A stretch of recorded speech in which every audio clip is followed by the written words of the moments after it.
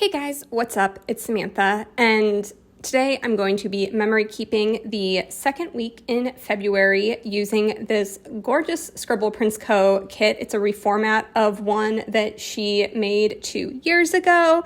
I'm obsessed. I love this kit so much. Like, I'm not even a sports person, but I love these bright, vibrant colors. Y'all know, if you've been here for a while, I love color.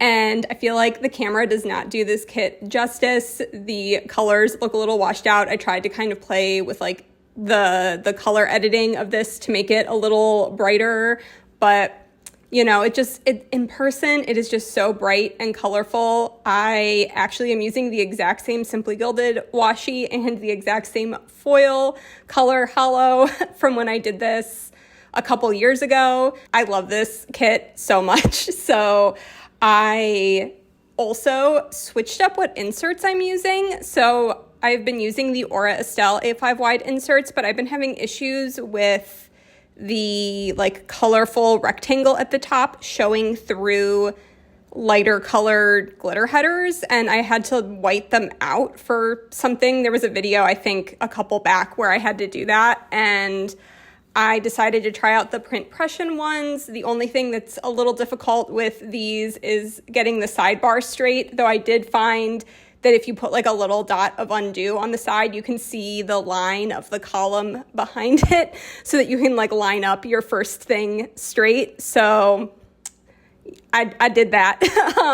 And it took me a little while to do the sidebar and the spread. And I did decide to do my sidebar the way I've been doing it in my main planner, just because I am a little extra. In my last Randy Plans order, I had her do customs for the to-do things that I do every single week that I always write in the sidebar of my planner. And I wanted to show you guys how I've been using those. So I decided to do that instead of putting the 2 half boxes on the sidebar to sort of highlight 2 things from the week. Because honestly, I've been struggling to come up with 2 things to highlight per week. I feel like my husband and I were just talking about this, but it feels like life has become it's the same day in and day out, and how when you were a kid that sounded so bad, but like it's really nice when you get to a point in your life and it's just there's like a consistent routine. And you know, obviously we have some hectic stuff coming up, and there's been stressors with our house still not being done. We were supposed to be in our house by March at the latest, and as I'm recording this voiceover, it is in the back half of March. There's about a week of March left. So we are not in our house. We probably won't be in our house until June. I'm just chilling out. This was the week of the Super Bowl, which I'm not really like a sports person, but my husband, who also isn't a sports person, wanted to watch it because Cincinnati was in the game and we're from Ohio. So he's like, we might as well watch it. I thought we were going to watch it for like a little bit, and then he made us watch not made us, but like he was like, I want to keep watching it. And I was pretty grumpy because I'd spent all day Sunday doing chores, and I was looking forward to like chilling out and doing something I liked. And instead I watched the Super Bowl. It's the only time I've ever watched a football game from start to end, and I hated every minute of it. I do not like football. I don't like sports. Hockey is the only sport that I can watch and enjoy. Yeah, I was like pretty grumpy by the end of Sunday night because I like had not had a single minute to myself, and our apartment is pretty like not necessarily small, but everything's like all in one room, and there's no like getting away from stuff. I mean, we have like bedrooms, but you can hear everything through the doors, so there's like no getting away from like that noise of like a TV being on and a sports game blaring. I don't know, I was like pretty peeved by the end of Sunday night, which you will see me mark. This is also the week that I got a new phone, finally.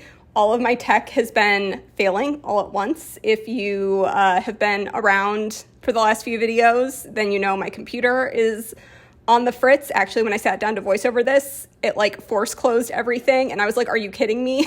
Like, oh my gosh, not again. Like, I only had one video exported, but I did get it up and running again. So we're just gonna keep hoping that it'll work for another few months until I can build whatever. But I did get a new phone. Finally, my phone, like the battery life was like 45 minutes. It was so bad. My phone was 3 or 4 years old. So was nice to get a new phone.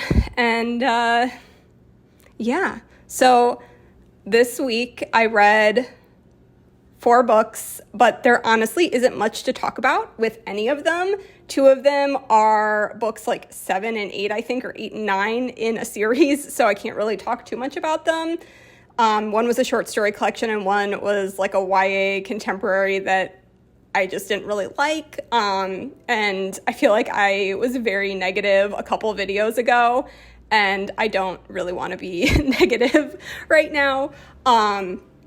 So the first 2 books I'm going to talk about are Ice Planet Barbarian books. I read Barbarian's Touch and Barbarian's Taming. I gave both 4 stars. This series, I would say on the whole, I've enjoyed more and more as it's gone on. I feel like Ruby Dixon figured out what she was doing with it. Like the first couple ones were written more like as a, not like as a joke, but they felt more like wink, wink, nudge, nudge. Like they were silly and they weren't like good. And I feel like there's been a lot better like characterization and more interesting sci-fi stuff going on, because she was like, oh, I want to keep this going, so I need to have like more to the world other than like it's cold.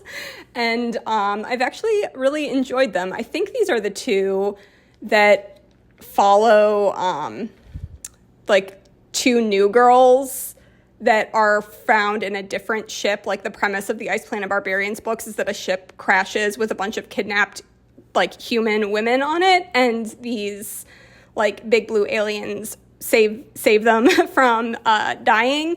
And then they all like, there's like, it's kind of like a fated mate trope thing. They all have mates, which is not my favorite thing in the whole wide world, but I'm okay with it in this series. But this follows 2 sisters who are from a second ship that crash landed from when the kidnapper aliens tried to come back and find the women from the first ship, and so a second ship crashed, and these 2 sisters are the survivors from that, and they're both really good. One sister is deaf, and I really appreciated how the disability rep was handled in that book, and the other sister is kind of like really unlikable, and I feel like a lot of the girls in the story kind of end up seeming very similar in that they're very passive or very like, oh, I'm so scared. And this girl is like, what is wrong with you people? This is insane. And she is very feisty and very like angry about their situation.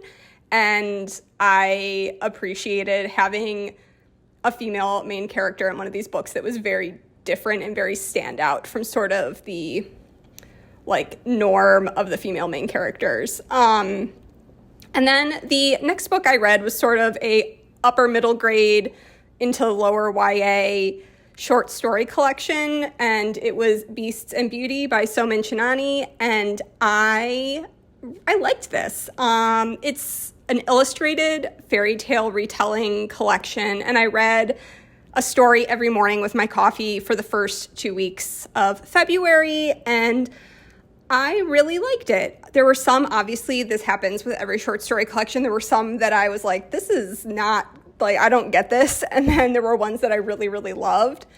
And yeah, I feel like this would be, if you're a middle school English teacher, which is a very specific demographic I'm speaking to right now, if you do anything with like comparative fairy tales or folklore, there's a train. I'm sorry if you can hear the train. There's a train track right by my apartment.